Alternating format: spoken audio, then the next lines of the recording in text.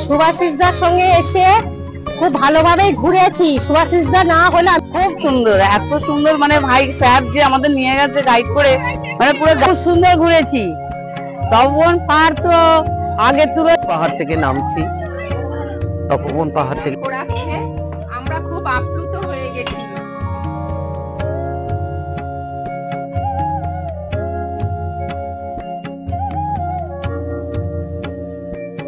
নমস্কার, কেমন আছেন সবাই? চলে এসেছি আরেকটি ব্লগ ভিডিও নিয়ে, যেটি হলো ঝাড়খণ্ড রাজ্যের দেওঘরে অবস্থিত তপবন পাহাড়। তপবন কথার অর্থ হলো ধ্যানের স্থান। দেওঘর থেকে 10 কিলোমিটার দূরে এই তপবন পাহাড়টি অবস্থিত। এই পাহাড়টি হলো একটি ঐতিহাসিক ও ধর্মীয় দৃষ্টিকোণ থেকে গুরুত্বপূর্ণ স্থান।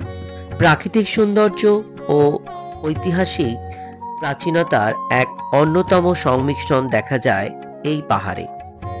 এই পাহাড়ে ওঠার প্রারম্ভে আপনারা শ্রী শ্রী বালানন্দ ব্রহ্মচারী মহারাজ ও তার প্রধান শিষ্য শ্রী শ্রী মোহনানন্দ মহারাজের চিত্র দেখতে পাবেন। এখান থেকেই শুরু হবে আমাদের পাহাড়ে ওঠার যাত্রা। এই মন্দিরটি দর্শন করেই শুরু হবে। তপোনাথ মহাদেব আর হনুমান মন্দিরের জন্য এই পাহাড়টি খুব প্রসিদ্ধ।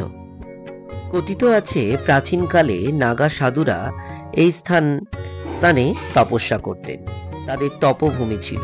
এই তপস্যা করার কারণে এই স্থানটির নাম হয় তপবন। এরই সঙ্গে লুকিয়ে আছে অনেক পৌরাণিক রামায়ণ মিশ্রিত কাহিনীর সংমিশ্রণ। সেগুলো আমরা একে একে জেনে নেব। কথিত আছে যে ভগবান রামচন্দ্রের ভক্ত হনুমান এই পাহাড়ে তপস্যা করেছিলেন। রাবণের বিরুদ্ধে যুদ্ধ রামকে সাহায্য করে আগে তিনি এই স্থানে শক্তি ও আশীর্বাদ প্রাপ্তির জন্য ধ্যান করেছিলেন।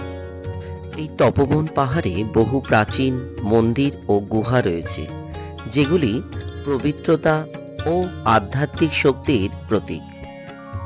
তপবন কথার অর্থ হল ধ্যানের স্থান, যেখানে ধ্যান করা হয়।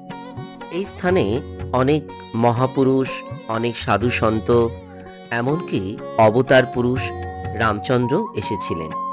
তার সাথে তার লীনা সঙ্গিনী সীতা এবং লক্ষ্মণ তার ভাই এসেছিলেন। খুব পবিত্র স্থান। এই স্থানকে দর্শন করে এবং এই স্থানকে ভ্রমণ করে একটি মানুষ তার জীবনে আশীর্বাদ ও পুণ্য অর্জন করতে পারে। কথিত আছে ভগবান রামচন্দ্র যখন লঙ্কা থেকে সীতা মাতাকে উদ্ধার করে অযোধ্যায় যাচ্ছিলেন, তখন সীতা মা এখানে বিশ্রাম করেছিলেন। তাই এই স্থানটির নাম সীতা চাতান। তপোনাথ মহাদেব ও হনুমান মন্দির এই দুটির জন্য এখানে ভীষণ প্রসিদ্ধ এবং সীতা মায়েরও তপস্যা করা হয় এখানে। এই পাহাড়ের ওপরটা ভীষণ সুন্দর, যা একটি মানুষ কষ্ট করে পাহাড়ে উঠলে তার মনটা খুশ হয়ে যাবে। দূর থেকে দেখা যাচ্ছে একটি জলাশয়, আমার ভিডিওতে দেখবেন ওখানে সীতা মা স্নান করেছিলেন, তাই ওইটাকে বলা হয় সীতাকুণ্ড। আমার মেয়ের প্রথম পাহাড় দর্শন, তাই এত লং ট্রিপে আমি এখনো পর্যন্ত মেয়েকে নিয়ে যাই, এই ফার্স্ট টাইম আমি নিয়ে গেলাম। যাই হোক, আমার মেয়ে খুব আনন্দ করেছে আমার সাথে, একদমও কাঁদিনি। এটা আমার কাছে পরম পাওয়া। দেখুন, এই যে মায়ের কোলে থেকে আমার কোলে চলে আসছে, খুব আনন্দ পাচ্ছে, আনন্দ করছে সবাইকে দেখে। আর উপরের জায়গাটাও তো খুব সুন্দর। আমরা গিয়েছিলাম 27 জন, তার মধ্যে কিছু সংখ্যক মানুষ পাহাড়ে উঠেছে, আবার কেউ কেউ ওঠেনি। তবে পাহাড়ে উঠতে যে খুব বেশি কষ্ট হয় তা নয়। একটা শক্তভক্ত মানুষ অনায়াসেই তপবন পাহাড়ে উঠে পড়তে পারবে। এ তো আর কেদার পাহাড় নয় বা অথচ অমরনাথ পাহাড় নয়, এটা সামান্য এক তপবন পাহাড়। এটাকে পাহাড় বলা যেতে পারে না, ভূগোলের বৈশিষ্ট্য অনুযায়ী এটা একটা টিলাভূমি বলা যেতে পারে। পাহাড়ের মনোরম দৃশ্য দর্শন করতে থাকুন।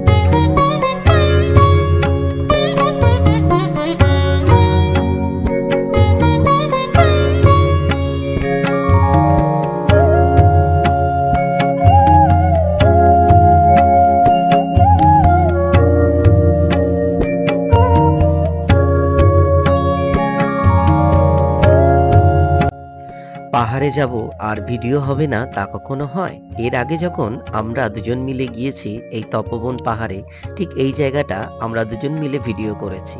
এখন আমার আবার নতুন অতিথি, তাকেও কি বাদ দেওয়া যায়? তাই আমরা তিনজন মিলে যেমন পারছি ভিডিও করছি। দেখুন, আমরা প্রকৃতির কোলে জন্মেছি, আবার এই প্রকৃতির কোলেই একদিন পঞ্চভূতে বিলীন হয়ে যাব।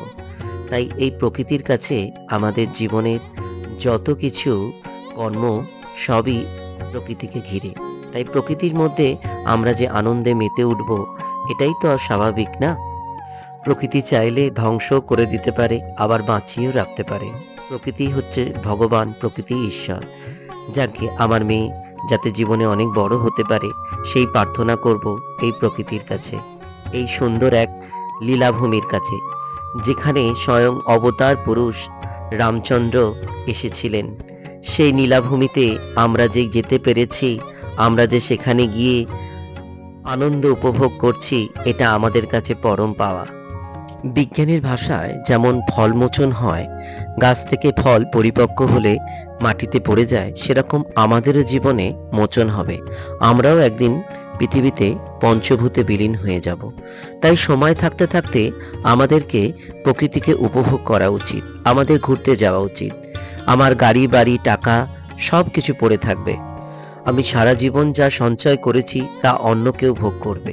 আমাকে এটা বুঝতে হবে যে আমি যদি তার জন্য সঞ্চয় করে সব রেখেই গেলাম, তাহলে সে কি করবে তার জীবনে? তাকেও তো কিছু কর্ম করতে হবে।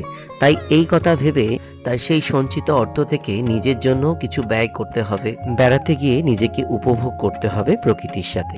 ভিতরে একটি গুহা আছে, কথিত আছে এই গুহায় তপস্যা করে স্বয়ং মহাদেবের দর্শন পেয়েছিল। সেই গুহাটা আমি নিয়ে যাচ্ছি আপনাদেরকে। দেখুন কিভাবে গুহাটার মধ্যে আমার সঙ্গে যারা গিয়েছিলেন ঢুকেছে, আস্তে আস্তে তারা গুহার মধ্যে প্রবেশ করছে। গুহা থেকে তার পুণ্য পাদুকা দর্শন করবার উদ্দেশ্যে আমি সবাইকে আগে এই গুহার মধ্যে প্রবেশ করার ব্যবস্থা করে দিই এবং মনে সাহস যোগাই। তারপর আমি লাস্টে গিয়েছিলাম, কারণ আমি তো এখানে অনেকবার গিয়েছি, ওরা তো কেউ যায়নি। ঠিক এই জায়গাটা থেকে বেরিয়ে আসতে হয় গুহার বাইরে। ভেতরে তেমন ক্যামেরার ভিডিও করার ব্যবস্থা নেই বলে আপনাদের ভেতরটা আমি দেখাতে পারলাম না। ঠিক এইখান থেকে বেরিয়ে এসে এখানে সবাই দাঁড়িয়েছে। দেখুন এই যে গুহার মধ্যে ঢুকছে আর ওখান থেকে সবাই বেরিয়ে দাঁড়িয়ে আছে। অপূর্ব অপূর্ব সুন্দর। এই গুহার ভেতর থেকে যখন বাইরে বেরোবেন, আপনার মনে একটা আনন্দ জেগে উঠবে। সত্যি আমরা একটা জায়গায় থেকে ফিরে এলাম। এবারে আমাদের সবকিছু দর্শন হয়ে গেছে, আমরা আস্তে আস্তে নেমে আসছি। এই যে দেখুন, আমরা নিচে নেমে আসছি যাব বলে, মানে আবার অন্য কোনো জায়গায়। আমার ভিডিওটি আপনাদের ভালো লাগলে কিন্তু একটা সাবস্ক্রাইব করে দেবেন, লাইক এবং কমেন্ট করতে ভুলবেন না। যেখানে অবতার পুরুষ স্বয়ং রামচন্দ্র এসেছিলেন, সেখানেও আমরাও এসেছি। তাই আমরা কিছু হলেও পুণ্য অর্জন করে গেলাম এই স্থান থেকে। পাহাড় থেকে নামছি, তপোবন পাহাড় থেকে ঘুরে এসে আমরা নেমে পড়ছি। আমরা অনেক কেউ গিয়েছিলাম, যে খুব আনন্দ করেছি। আপনাদের ভিডিওতে সবকিছু দেখাবো। এসো, কিছু বলো, কেমন লাগলো? সুভাষিস আমাদের খুব সুন্দর গাইড করে ঘোরাচ্ছে, আমরা খুব আপ্লুত হয়ে গেছি বাবা ধামে এসে, টিকুট পাহাড়ে এসে। আমরা জেনে নেবো আমরা কেমন মানে ঘুরলেন, কেমন? খুব সুন্দর ঘুরেছি। তপোবন পাহাড় তো আগের তুলনায় খুব সুন্দর। আমি 20 বছর আগে এসেছি আর এখন কোনো জিনিস চিনতে পারছি না।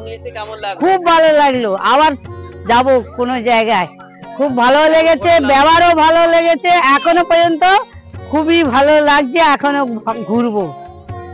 খুব ভালো, হ্যাঁ খুব সুন্দর, এত সুন্দর। মানে ভাই স্যার যে আমাদের নিয়ে গেছে গাইড করে, মানে পুরো গাইডের আর লাগবে না, এত ভালো দেখাচ্ছি। মানে সব জায়গা ঘুরে ঘুরে ঘুরে ঘুরে দেখানো, সব কিছু বুঝিয়ে দেওয়া, পুরো নিজের দায়িত্বে আমাদেরকে নিয়ে গেছে, নিজের দায়িত্বে আবার বার করেছে।